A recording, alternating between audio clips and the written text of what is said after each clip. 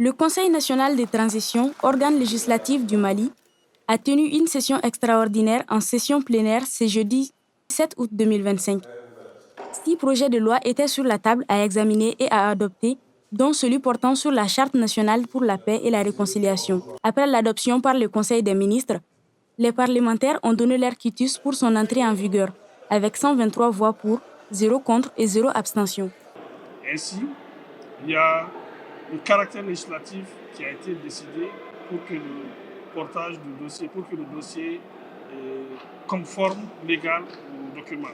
C'est ainsi que le ministère de la Réconciliation, de la paix et de la cohésion nationale, qui est dans son champ d'application, a été chargé au compte du gouvernement de porter le projet. Donc le projet a été validé à Conseil des ministres. Maintenant, la session extraordinaire du CNT a pris en compte ce projet de charte en premier lieu. Et aujourd'hui, je suis extrêmement content et fier de dire qu'aujourd'hui, la charte pour la paix et la réconciliation au Mali est une réalité. Le 22 juillet dernier, le président de la transition a reçu officiellement ce projet de charte de la Commission nationale de rédaction. Selon les membres du Conseil national de transition, CNT, il est essentiel de les valider pour donner voix au processus de paix et de réconciliation nationale au Mali. Et tous les Maliens ont donné leur quitus aujourd'hui à ce texte au gouvernement pour son application future.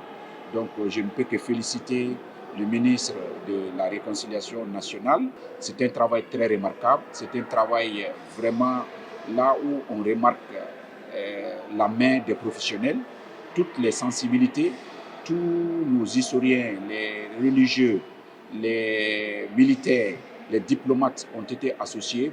Le passage de ce projet de loi devant l'organe législatif constitue l'avant-dernière étape avant l'entrée en application de cette charte. Sa promulgation est attendue très prochainement par le président de la transition, le général d'armée Assimi Goïta.